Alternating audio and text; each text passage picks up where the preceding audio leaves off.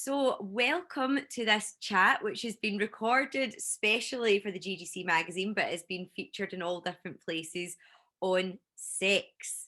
So, Woo! yes, most of us appreciate that a vibrant sex life really does help towards our overall health and sense of wellness. So, we're joined today by the fabulous oncology doctor and self proclaimed sex science geek and founder of the pleasure possibility.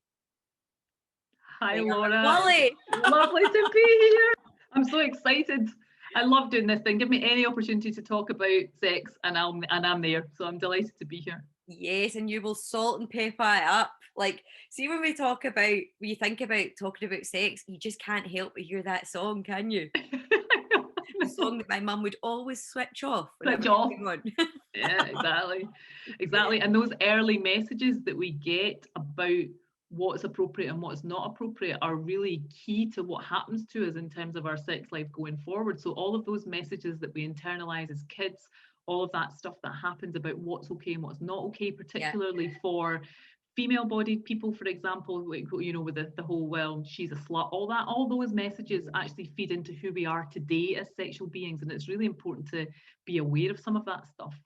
And like you say, be aware as well if you're a parent as well for Yeah. your child's how they grow up. I always remember in our house, my mum and dad wouldn't mind me saying, it was never talked about.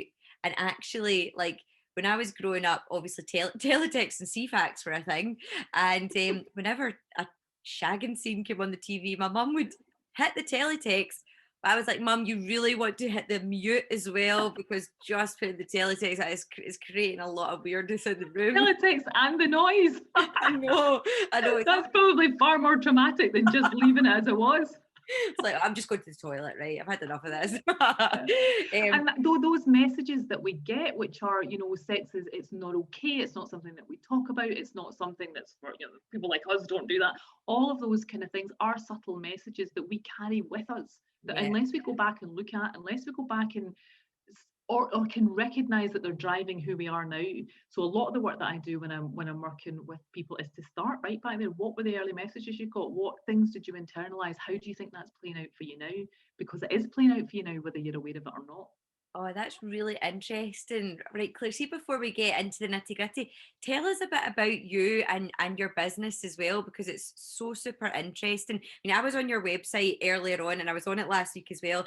And I was reading things like neo tantra, orgasmic yoga, somatic sexology, and erotic intelligence. And I was like, I need to know more.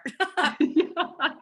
So I'm a doctor by training, and leaving that to one side, I also then developed maybe about how long ago now? Maybe about 8 or 10 years ago. Started to develop my own interest in what was it like for what did it mean to me to be a sexual being? What did that mean? What did it mean? What was sexual energy? What and the science about it as well. I love the kind of, well, what do we actually know about? What research do we know about? And that was a very personal exploration. It was nothing really to do with anything else. And then I decided to train as an executive coach, and I started doing coaching, and I started to do a lot more kind of personal development, exploration work with things with people. And then and I thought these two things were completely separate things.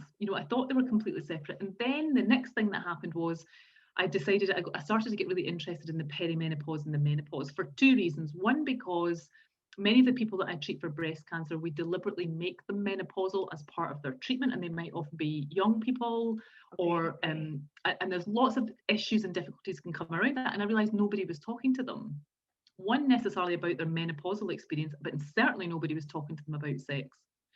And then I started to experience my own perimenopausal symptoms and realized, oh, it's a bit squeaky down there and all sorts of things. And then COVID happened, and I went back to the NHS to work on a COVID ward full time, and I was kind of reassessing, well, what is it that I want now? And all of a sudden, all of these things came together in a kind of unholy matrimony of, okay, I love sex, and I was doing work with clients, but very under the radar. Mm-hmm. The coaching piece, which actually became really important because I realized that what a lot of people need in terms of sexology is not therapy. What they need is coaching. There's nothing wrong with you. You don't need to be fixed, but there are things that you might want to work through or explore. So the coaching thing came together.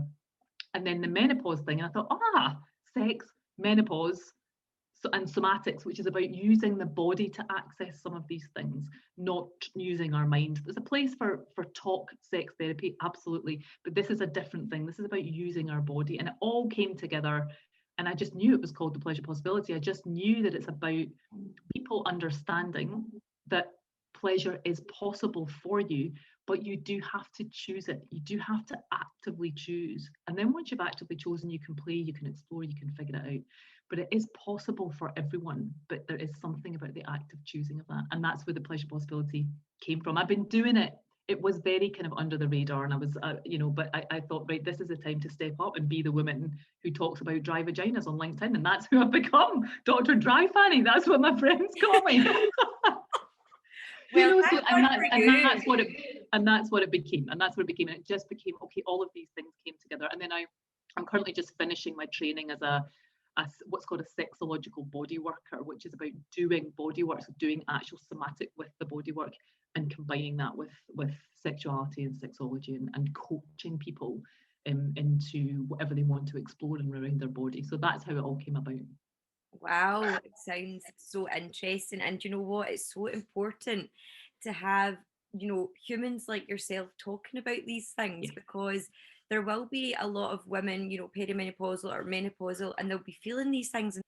And because maybe, like you say, of that ingrained things that happen when we're younger about, maybe not talking about sex. I know that there could still be a lot of shame around sex and not vocalizing what you want. So amazing. So it's an 8-week program. Is that right, Claire?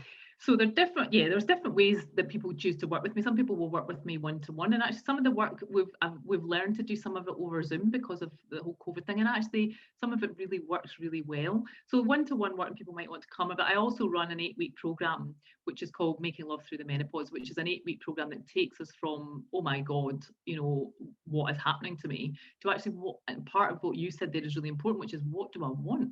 Because actually for a lot of socialized female-bodied people, they don't know what they want.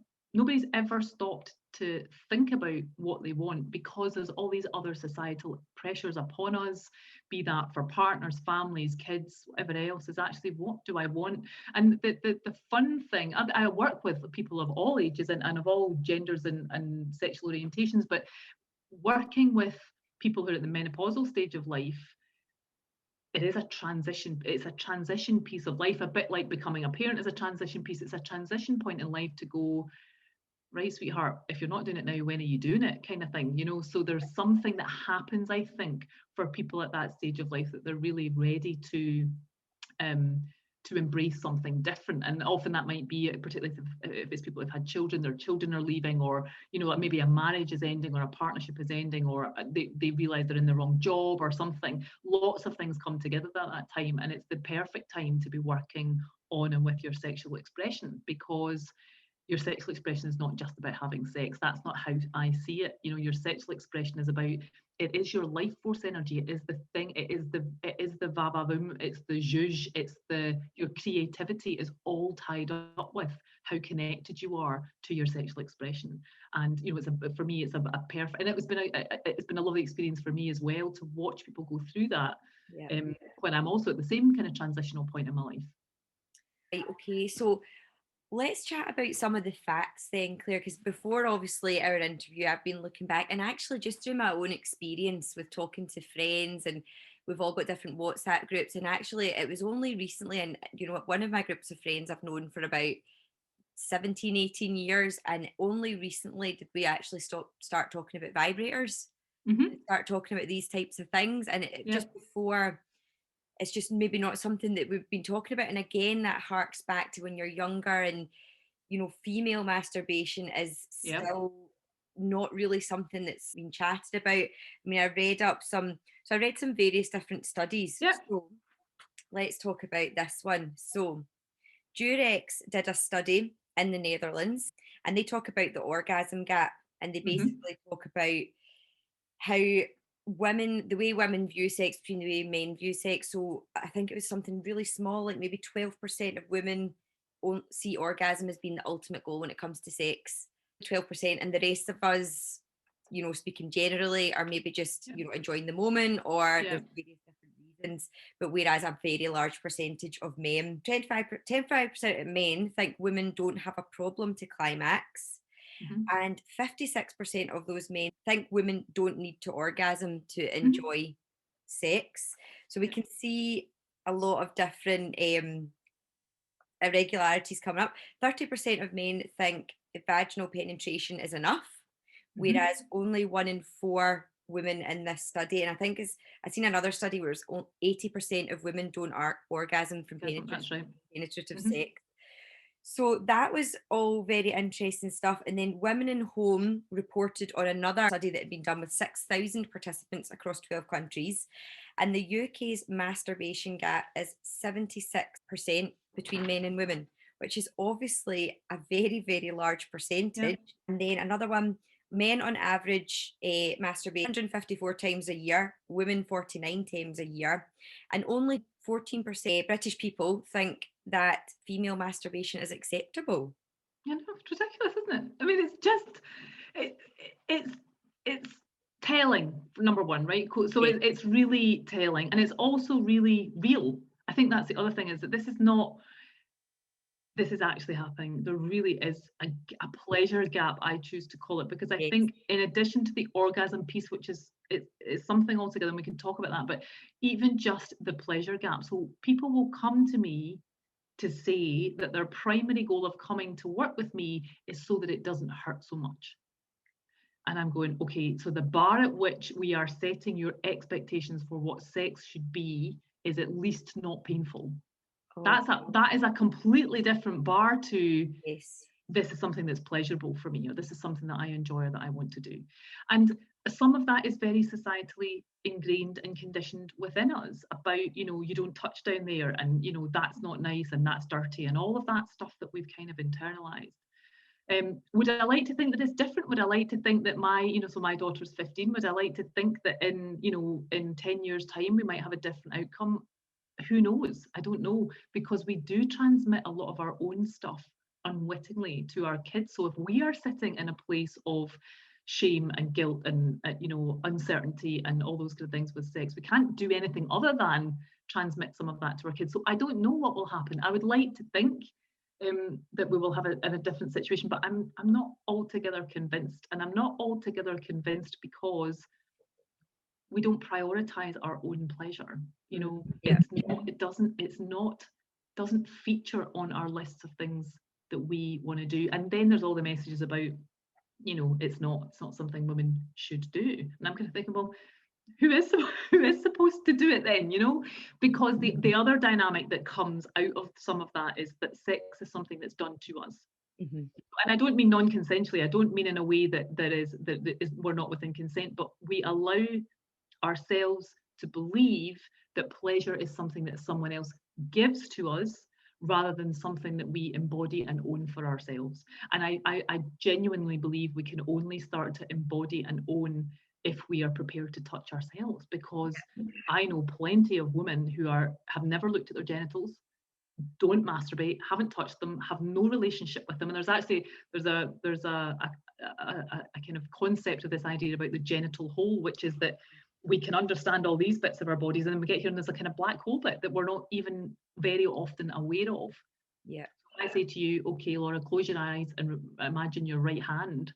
You can probably imagine what your right hand is. If I say to you, close your eyes and imagine your right outer labia, you've got no idea. You've got no map for what that part of your body actually feels like. And some women will come and say, there's nothing here. I've got no sense of what's there. So all of those things feed into then a pleasure gap, an orgasm gap, and all of those things. But if we don't talk about it, it's never going to be any different, and that idea of beginning to talk with girlfriends and other people about what your experiences are, that's all really important. And I think that's the thing that I've really discovered through doing this work, is that, did I want to stand up and be the one to do it? Was I scared? Yeah, totally, of course I was. Did I think people were going to, particularly in places like, LinkedIn, where you're on a kind of professional footing, was I going to get slated? Yeah, sometimes I do. But what I realized was that if somebody stands up and does it, then it makes it okay for other people. And there's now, 1,000 people in my Facebook group who feel openly able to come and ask really hard questions, or will come and say, I have nowhere else to put this, I have nowhere else to ask. And that's great for me, because if that's all I want is for women to have the opportunity to talk about and experience the pleasure that is right for them. And I think that's the other thing. There is not a one size fits all here. You know, your sexual expression can look a million different ways. And it certainly doesn't have to involve penetrative sex. You know, ask any lesbian, who frequently have a significantly less orgasm gap than heterosexual relationships, for example. You don't need to be, and you don't even need a partner, actually, is the other thing. You don't need a partner to have a healthy sexual relationship with your body and a healthy sexual expression. So that's all I want, is that people have the opportunity to talk about these things and make the choices that are right for them. Yes, absolutely. So I love what you're saying there, because with my friends, we started calling it like reclaim the O. Like, Yeah. you don't need anybody else. This is the thing. And yeah, and the self-exploration with your own body, and knowing, you know, what's going on down there, it is just a really like you say, when you know everything else, it's really healthy. But you've got a fabulous thing that you showed me before we went on, which You want to see my vulva? Is that what you're saying? Is that what you're saying, Laura? You want to whip out my vulva? This is Verity. Let me just make sure it's in shot. This is Verity, the velvet vulva. Look, she's a puppet and everything. Like, she moves and everything. And I use it as a puppet. Look, so I can make her do all sorts of things. Like, so the reason that I have this is because this is a kind of slightly non-threatening way to and fun way. And also, she's purple and velvet. What's not to love, you know? So this is a way to start to just get a sense of what is in our pants. What have we got down here? And then some of the work that I do with people is about actually getting them to look at their genitals and appreciate what's there, and even just not necessarily even to touch or explore or even necessarily to experience arousal, but just to go, what's down here? And I find that a lot with people after they've given birth. So there's something happens, sometimes it ends up in a bit of a mess, but what the thing that stays is that you're worried about what it looks like, and you're worried about it, and it feels different. And until you can actually meet it face to face and find some compassion and find some map for what it's like now, it can be very difficult to move on. And I see a lot of women with kind of post-birth trauma type experiences, sometimes related to their genitals, sometimes not, who can't even touch down there because there's so much comes up for them. And so some of the work that I do is around that. It's about bringing people back to your body. What can you feel here now? And just noticing different things. So, you know, here, this represents the outer labia. So these are the parts of our body that are often covered with hair. And then the inner labia, which are the parts, again, that also, along with the outer labia, swell when we become aroused. And then we've got the clitoral hood up here, which is the kind of little hat that your clitoris wears, and then the glands of the clitoris, which is under here. Of course, this little bit of the clitoris that we can see here is only a very tiny part of what's actually available in our clitoris, but we just can't see, which has two bulbs that come down in here and two legs that come down a little bit and move back in a little bit longer. So this part that we can see of the clitoris is only a very small part of it. And then we have the urethra, this little flower here, that's where we pee out of. And then, of course, we've got the vaginal vault itself, and that little kind of rough bit in there, which is actually a bit of lace, which I love, that's where the G-spot is. So even sometimes people just knowing where the bits of them are is something that we've never taught anybody of, you know. So my Verity, my velvet vulva, goes everywhere with me. I think that's brilliant, because actually, what, you know, a lot of probably what goes on in maybe certainly relationships whereby the woman isn't, you know, reaching the pleasure that she is looking for, is through communication. And if you don't know what's going on under there and know like what the parts are and know what to touch feels good, then you're not going to communicate that with your partner. So there's that gap in you knowing and then he or she knowing as well. Yeah. And that brings us back to this idea that sex is something that's done to us. So this idea that some magical, a man if you're in a heterosexual relationship, or an alien if you're in some, you know, or whatever it is, whatever your partner is going to arrive with you and magically know what it is that you like, be able to deliver that to you in a way that you like, for the length of time that you like, you know, with all of the things, bells and whistles, you know, without you knowing what those things are. I mean, that's the bit that I think we need to begin to move with women, is it is your pleasure. Yeah. And it is your responsibility also, to a certain degree, if that's what you want. Now, if that's not what you want, then I'm certainly not here to tell you that you want something different. But if that's what you want, it is really important. And there's a really key point that I think if all people in female bodies who wanted to experience sex knew quite early on in their lives, would really help them. And it's this idea of spontaneous desire or libido or sex drive, which are all essentially terms for the same thing. And most of what we know about sex and sex drive and libido comes through a male lens. So not dissimilar to the studies that you've mentioned there, which is that what we think we know comes through research and observation of male orgasm and arousal, or arousal and orgasm. So we have this idea that we should spontaneously want to have sex out of the blue, right? So we have a drive. So somehow we're standing doing the dishes and we're going to be hit by a bolt of lightning to the fanny that tells us that we want to have sex, right? So that's the cultural narrative of what sex should look like. Now, for a significant proportion of men, that is what happens. So they will have, and usually it happens because they'll feel some kind of arousal in their pants, their heads will line up, and they're aroused and they're ready to go. For the majority of women, that is not what happens, and it will probably never happen. So what happens for the majority of women is, once we get going, then we start to experience desire and arousal, and that's called responsive desire. So spontaneous desire, bolt of lightning to the fanny. Responsive desire, oh, I'm getting warmed up. Oh, actually, now I'm into it. Now I'm into it. But what if we're expecting to experience spontaneous desire and we don't? Then we think we're broken, because that's what we see. That's what we're told this should look like. And so we're not experiencing it. Then we think we're broken. Then we're worried. Then we can't get aroused because we're worried. And then we get into this kind of cycle of being unable to experience pleasure or arousal because we're worried. If we understood that, the vast majority of those in female bodies will experience responsive desire. Then it's a commitment. Then it's a choice. You put your body in the bed. Other places for sex are available, but you put your body in the bed and see what happens. And you see what happens. So it's not about saying you should be tolerating or putting up with things you don't want to have, but understand that your own body, if you want to be in a relationship with one person, many people, whatever it is, on your own even, then it is likely that your desire is something that will build as you start. And if you start and it doesn't build and it's not, then that's fine, you could stop. But the idea that you're going to spontaneously want it, and I think if we told all young female-bodied people in their teens, look, do you know what? That's what you're going to experience. Then you can choose with a partner or alone about what you're committing to. And often it is about just turning up. It's just about turning up and doing the thing. And I hear from women all the time, I really don't want it, then I get started and I'm like that, why don't we do this more often? And that's why, because it's this idea about responsive desire. And if we know that, that gives us some choices then about what we want to do.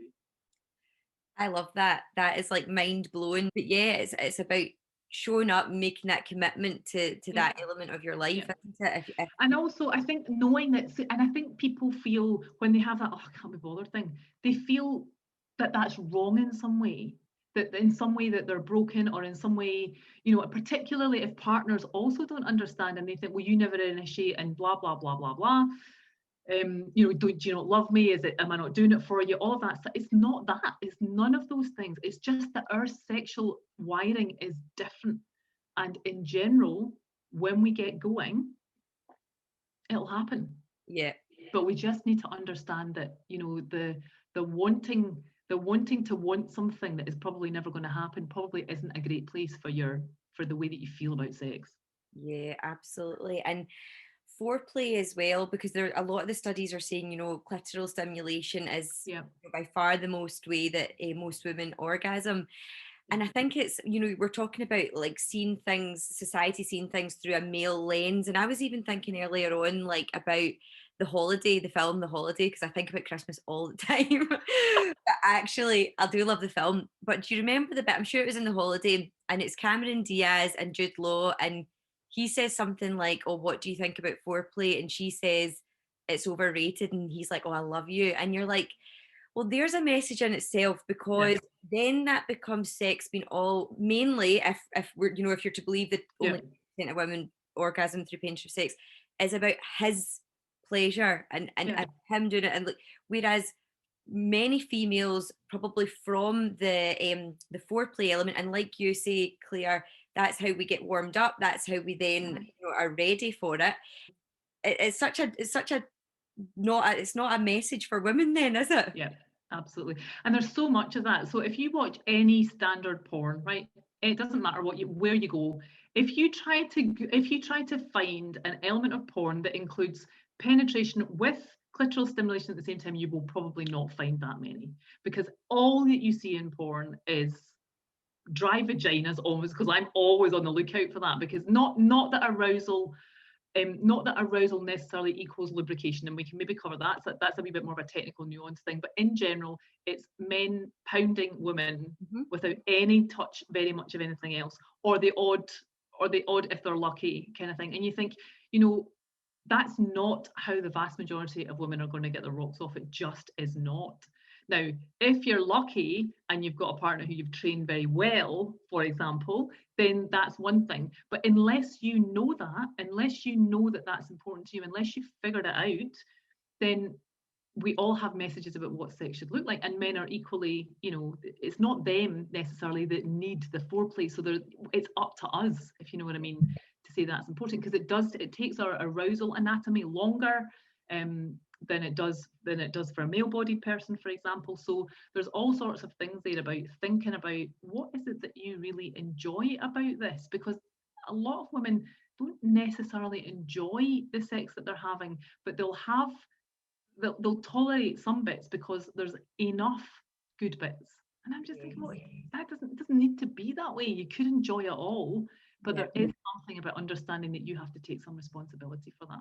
Yeah, absolutely. I mean, there's that mentality which you hear quite often as, oh, you just want to get it over with. Like Yeah, you hear a lot of ladies, I just wanted to get it over with. So, and yeah, like in a consensual way, yeah, you know, and so it's obviously when you've got that kind of, I just want this to be over kind of mentality, you can't really maybe be getting what you actually yes, yeah. want from it. And so I see that a lot with women who are maybe becoming up to the perimenopause or menopausal transition. Frankly, if you've been having shit sex for the last 20 years, this is a brilliant excuse to decide that you're not going to have it anymore. Do you know? And there's something around that as well, is that actually if your sex life is not that great, or you're not enjoying the sex that you're having, why would you want to have more of it? You Yeah. just wouldn't.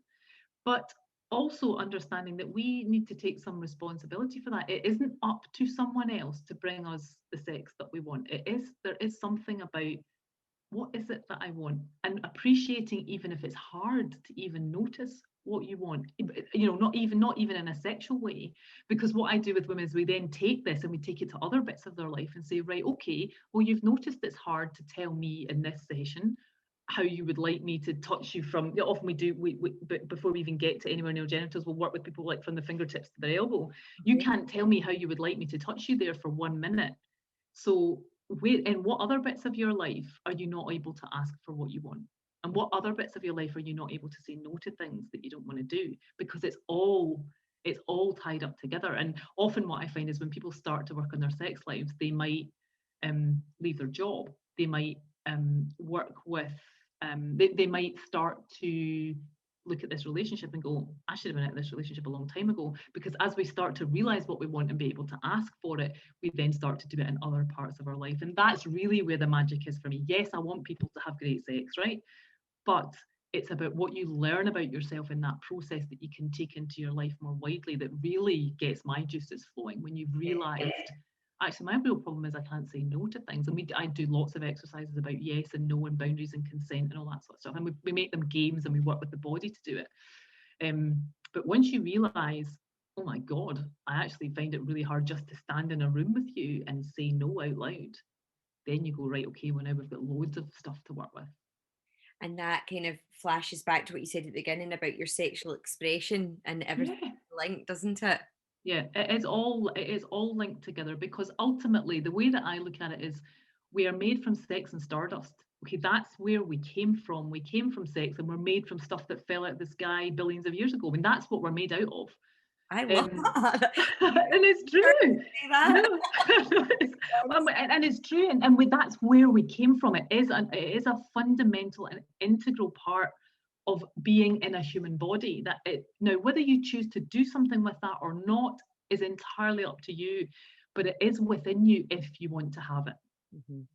Oh, absolutely, absolutely. So you mentioned earlier about some of the practices of the orgasmic yoga practice that you mentioned. So that is, people said, what the hell is orgasmic yoga? My yoga teacher doesn't teach anything about orgasms, but the principles of it are similar to yoga, which is that you make an intention for a practice. You are committing to a practice to show up, whether it's show up on the yoga mat or show up in the bed. It's the same idea. And then you're setting an intention for your practice. What is it that I want to have in this practice today? And then it is about breath, sound, and movement. So similar things to kind of yoga poses, but it's just you're working with your own body and really feeling in and going, what would my body like to experience right now, right in this moment? Is it do I want a stroke of my shoulder? Do I want whatever it is? And offering your body the things that you've really tuned in and want. Now, you can work with arousal. You don't need to work with arousal. You can work with genitals. You can not work with genitals, but it's about breath, sound, and movement. Moving your body is an amazing way to get your arousal juices going. Not necessarily just your sexual arousal, but just a bodily awareness and arousal. So I will often say to people, right, your homework is you've got to get up and dance for 5 minutes every day. And start to bring them as you're moving and as you're dancing. Do a few kegels, do a few pelvic floor exercises, and then note, oh, actually, what happens when I do that? And just bringing awareness to the body. I love the sound of that. And yeah, That's the best kind of homework you're ever going to get. Get up and dance and do your pelvic floor exercises and see what happens. Oh, I like, well, motion is lotion, isn't it? Yeah. So absolutely. I'm just gonna add in a wee left field thing. I keep muting our chat, my side, Claire, because my dog is snoring like a bear in the background of this, and I'm like, I don't want people watching this to be like, what's going on in Laura's? Maybe Laura's got something going on below the screen you can't see. He's taking this too far, as per usual. So just in case you hear a rumble in the jungle, it is actually my dog. Right, okay, so you mentioned something earlier on, Claire, about lubrication. Yep. And that being an element of, your program or your coaching. And obviously it's something that as women we need to, I guess it's a physiological thing which makes it easier, doesn't it? It makes it things happen easier. Yeah.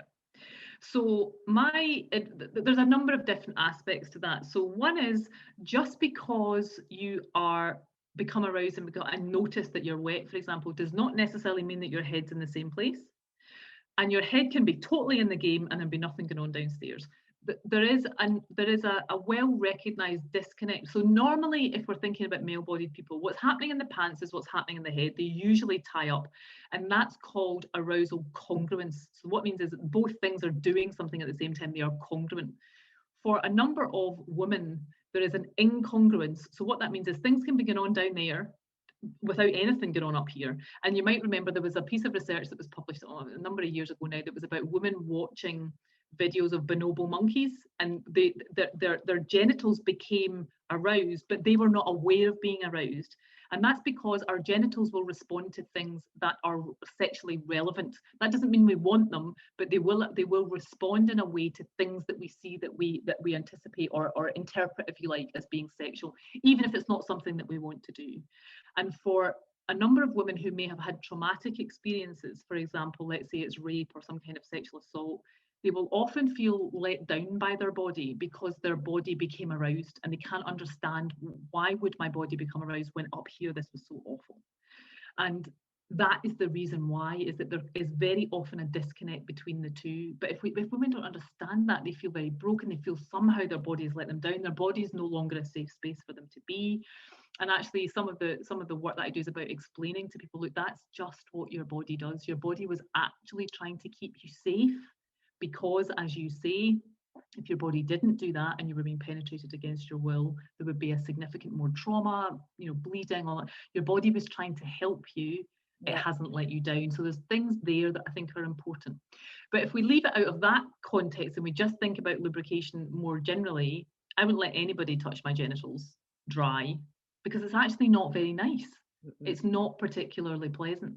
So one of my mantras is, you can never have too much lube. And if that doesn't matter whether that lube is from you or whether that lube is out of a bottle, because there's some of the other messages that we get. If you were a real woman, you know, if you were truly to all of that crap, it's all nonsense. Your body will lubricate differently on different days and different situations, how much you've had to drink, how you're feeling in that moment, what part you are in your menstrual cycle, whether you're approaching perimenopause and menopause, your vagina will lubricate in a different way. And so this idea that we should automatically, our body should automatically produce the right amount of lube at the right time is not true for everyone. Now, it's true for some people, and that's great if it's true for you, but for many women, it isn't. And that's okay. Get it out of a bottle. Don't endure something because you think that your body should be doing something else. If in that moment it's not doing the something else, add some lube, and it pretty soon it will. Because the other thing is, if you're not adequately lubricated, it's not nice. And then, you know, and you're going to go round and round in a circle. So yeah, you can never have too much lube, is mine, and no matter what age you are. And the demographic of women that I tend to see at the perimenopausal end of things, that's something they're really hung up by, because it's not something they were used to necessarily doing in their younger days, you know, because they just assumed that their body would do what was necessary. So find ones that are right for you. Find ones that are what I call fanny friendly. So there are some that are better than others in terms of ingredients, but you can, you know, people can Google all that kind of stuff.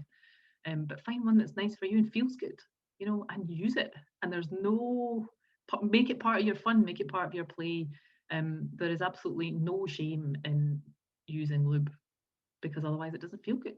Yeah. I really genuinely wouldn't let anyone near my genitals without some, if I wasn't already lube, you know, I wasn't already aroused in some way, without some kind of lubricant or oil or whatever you want to use. Just don't mix oil and condoms. What happens? So oil can degrade and damage the integrity of some condoms. Not all, but some. So if you don't use oil-based lubes if you're using condoms, because it can make the condoms less effective. Okay, brand new information. Brand new information. You mentioned something as well about lubes which are more women friendly. Could you tell us a bit more about that? Because that's really so different things that different. You need to just think carefully, but actually, you know, it's a delicate area down there. If you wouldn't put it on your face, don't put it down there. That's some of my advice. So most edible oils you can use down there. So it could be olive oil. Look, coconut oil is a very common and popular one, because it feels nice. It's got a nice. It feels nice, it moves nicely. smells nice. There are other things in terms of lubricants, just to think what's in them, you know, just think what's in them, and would I put that on my face? Maybe not. But then there's a lot of novelty type lubes as well, things that are tingly, things that are warming, things that are cooling, and they're all fun too. But if you're regularly needing, so women who are maybe at the perimenopausal and menopausal end, if you're regularly using lubricants, also to think about something that is pH balanced. So that's the acidity, you know, the acidity level of what's in the lubricant. And the reason for that is because when we get to perimenopause and menopause and we have all of the hormonal changes, so this earlier that I was talking about this, so all of these structures, when we get to perimenopause and menopause, all of these structures are affected by the loss of estrogen, because they all require estrogen to work optimally. So when we get to the perimenopausal end of things, the pH of our vagina changes. And that pH changes, and then it changes the kind of bugs that grow there and all sorts of other things. So if you're going to use a lube and you're at that end of the age range, then using a lubricant that's pH balanced for the vagina, which is a higher acidity. It's quite an acidic environment, and it becomes less acidic as we get perimenopausal and menopausal. That's so interesting, I have to say. Very, very interesting. Well, if we were to, it's been a really brilliant chat with you, Claire, and having just an open and honest discussion. Like you're saying, it's important to, you know, be honest with yourselves as well about what we want as women, so that we can share that as well. If we were to end then with some top tips, you know, some top takeaways, what would be your kind of top tips for better sex, whether it be with yourself or whether it be with a partner? Yeah. So my number one top tip is slow down. slow down. We generally, not that not everybody, you know, not that we might not love a quickie and all the rest of it, but in terms of having sex that really, really feels nourishing to you, find the speed at which it feels nourishing to you. So slow down and figure it out, because it's easier to speed up. You know, if things start too fast and you're not there, it can be almost impossible in some ways to roll back. Slow down, take your time, notice, because when things are slowed down, we can notice a lot more about, oh, I like that or I don't like that. If there's a lot of furious rubbing or furious banging, it can be hard to disentangle which bit of me is actually feeling anything. So slow down would be number one. Number two would be notice. I think that would be the next one, is around noticing. Notice when you're doing things in life that you don't really want to be doing and you're enduring and you can't get out of. Because the chances are that you're probably doing that in your sex life too. So it's just about noticing some of these things. How comfortable am I to say yes to things? How comfortable am I to ask for things? How comfortable am I to say no with things? Because you're probably doing all of those things in your sex life as well. And what I tend to do is we work at the sex end and then we extrapolate it out to life and go, oh, actually. And once you practice saying yes and no in a sexual arena, it becomes a wee bit easier in life to notice when you're doing it. So my second top tip would be just notice. Mm-hmm. The third one would be put your body in the bed. Put your body in the bed. Because of this idea about responsive desire. If you want to have a meaningful and nourishing sex life that's right for you, you have to show up for it. It's not going to arrive out of the blue. You need to show up. And then the fourth one would probably be the bit about the lube, is that it's, you know, use as much lube as you need to be comfortable. It is not some kind of mortal failing that your body isn't not ready, whatever it is. You know, use as much as you need to be comfortable, because then you'll have a good time and you're not worrying about it. Yes. Oh, brilliant. Thank you so much for that. That was great. It was lovely to spend time with you. Lovely to spend time with you too. I feel like we should be maybe doing another podcast in the future. So we'll see what's to come. Oh, let's do it. Let's do a live thing when we can all be together again. Let's do an event or something. Yes. Oh, that would be so good. Right. Yeah. That one with. Let's do some kind of sex positive, come and get your fanny out kind of event. Could you imagine the disclaimers and the T's and C's? We need to get people to check boxes. I know. Absolutely. Yeah. Well, let's think about that. Let's think about when things are starting to get back together, because some of this stuff, it's great to think up here, you know, it's great and it's really good and it's lovely to have places to, but there's nothing quite like coming to the body. What does this body actually mean to me, you know? Yeah. So yeah, let's think about that. Brilliant. We'll definitely be thinking about that. Okay, thank you so much, Claire. We'll speak to you soon. Bye.